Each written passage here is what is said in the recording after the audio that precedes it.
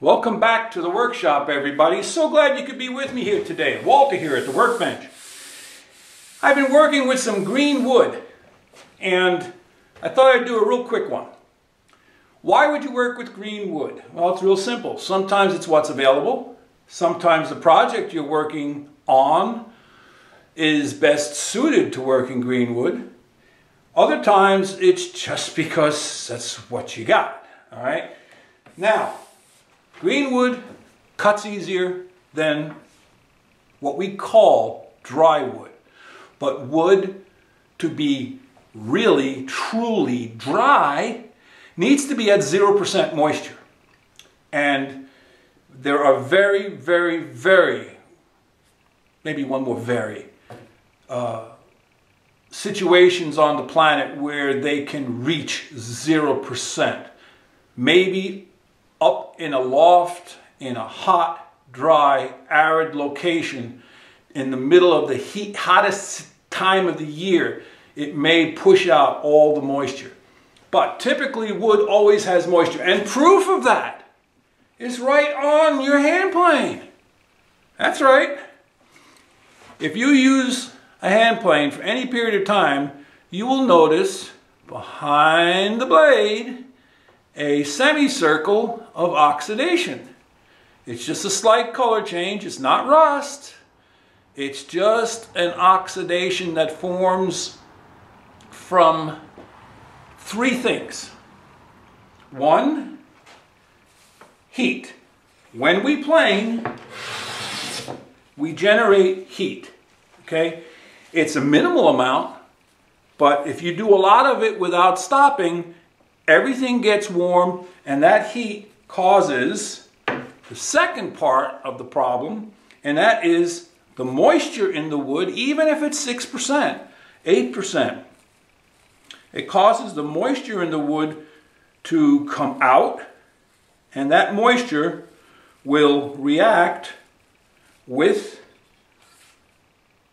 the cast iron and the steel components. And the third portion of it is the type of wood. If you're working very benign woods like basswood, aspen, sycamore, although sycamore is right on the border, beech oak, walnut, any of the woods that are high in tannic acid will cause your plane to rust in the blink of an eye. If I left this on a wet board, went and got a cup of coffee, came back, there will be rust on the sole. Or shall I say, it will begin to bloom. The rust will begin blooming. If you use wet lumber on a table saw, a jointer, a planer, and you don't clean it and dry it off, they will bloom. They will get this rust hue to it. So, the other thing about working green wood, and it's very simple. When you're building something from green wood, the parts, now you have to think ahead. The parts of the project that need to be the most dry and the most stable need to be worked first. Tabletops, then the apron of a table, then the legs. Things like corner blocks or wooden pegs, those you pretty much want to create from wood that you've had from previous projects, scraps that are well seasoned. If you're making a chair, you would work the back slats first because you're going to steam them and you're going to bend them and you're going to set them to dry.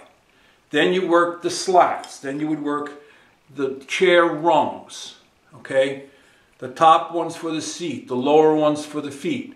Then lastly, you'll work the legs, okay? You'll take and you'll work the legs.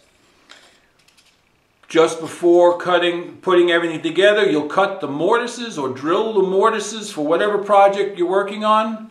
You'll fit the tenons to the mortise, And when you put everything together, the drier pieces will shrink less, but the moister pieces will dry and they'll suck down on the dry pieces. So there is a process of working green wood.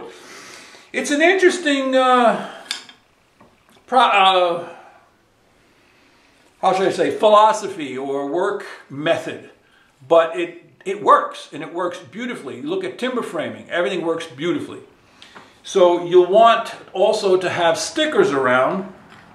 Between working with the wood, you don't leave it lay on your workbench, you sticker it. You bring it up off the surface so that air passes around. The thickness of your sticker typically should be the thickness of your work.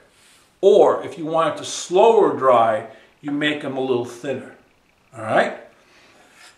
But it's a fun thing to do, working green wood. Now this wood I'm working, I can't leave without showing you the wood. This is quarter sawn and curly. See if we can get in close enough, nice and easy without. It's curly northern white ash.